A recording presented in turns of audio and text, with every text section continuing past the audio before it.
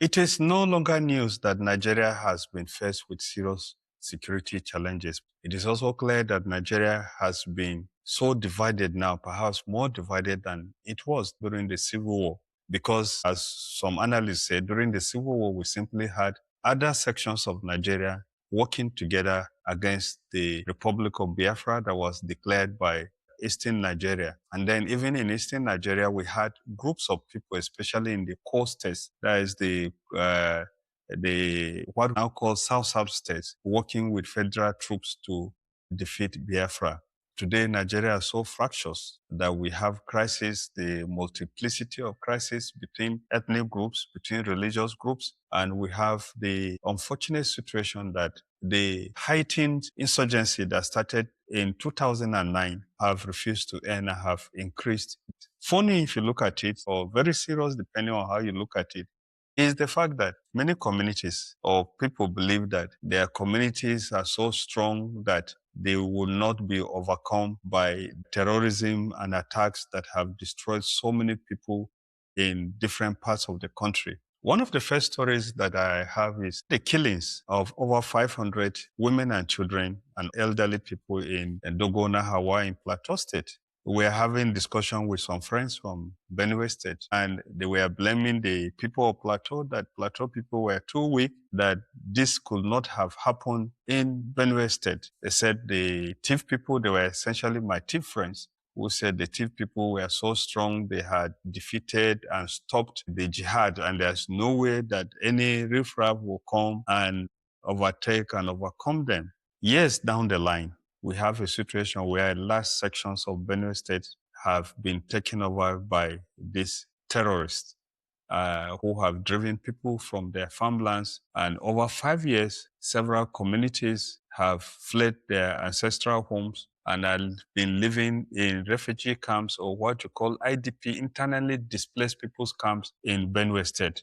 To the extent that even a former governor of the state is said not to be able to go back to his village, and that he has abandoned his farm, and because the people in his community have to pay some outlaws in the area who now rule to be able to go back and harvest their crops. And without farms, there's nothing that they can do. That is one side of the story. The second side of the story is that, as I discuss with people around one thing that I have discovered is that many people in different communities are going back to the traditional religion that they had before Christianity or Islam because of this increased terror attacks. Young people go to bushes to cook themselves to receive medicines. You have merchants of traditional medicine all over, moving all over, making money, some taxing communities to do rituals to protect. And this is not just happening in one place, it's happening in so many places. I had a discussion with a colleague of mine, a professional colleague, who said that his communities were so tough that there's no way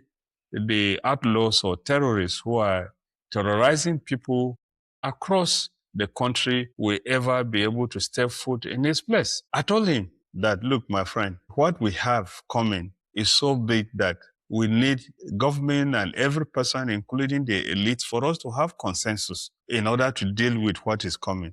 Because what is coming is not what people think is going to come. He said no, that they will be able to deal with them and nothing will happen. And behold, a few months after, we had the story of the JNIM, the Al-Qaeda group that has been knocking on the doors of Mali, taking over most of Mali, and the group issued a press release through the official Al-Qaeda channel that it had carried out its first operation in Nigeria and killed a Nigerian soldier.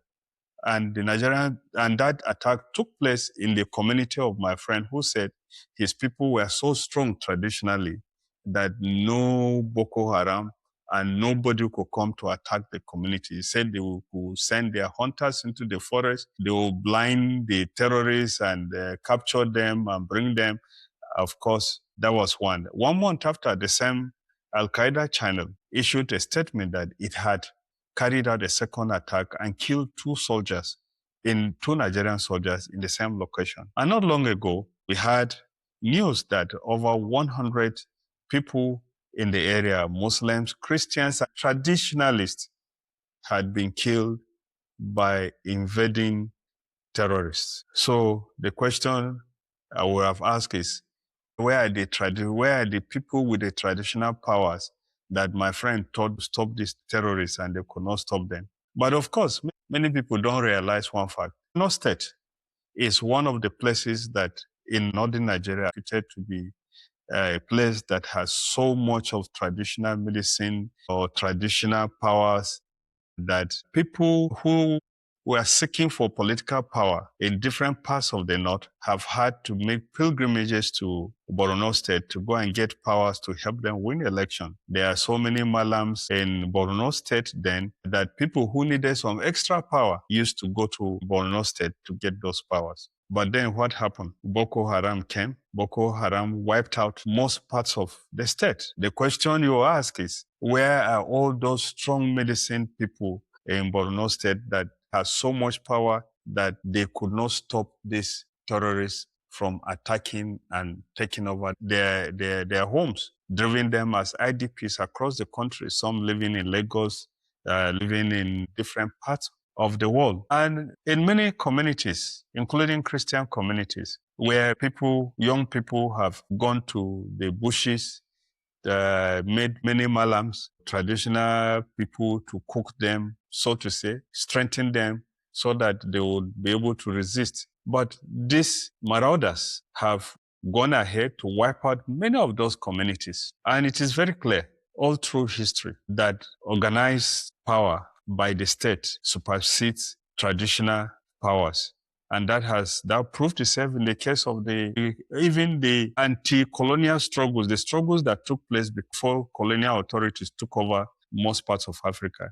People came out with their charms, traditional medicine in Southern Africa, South Africa, to fight the white man. The white man came with a cannon, with a gun, with modernization, and wiped out and conquered those communities. The solution is not, in my opinion, in people going back to traditional medicine, traditional powers, and so forth.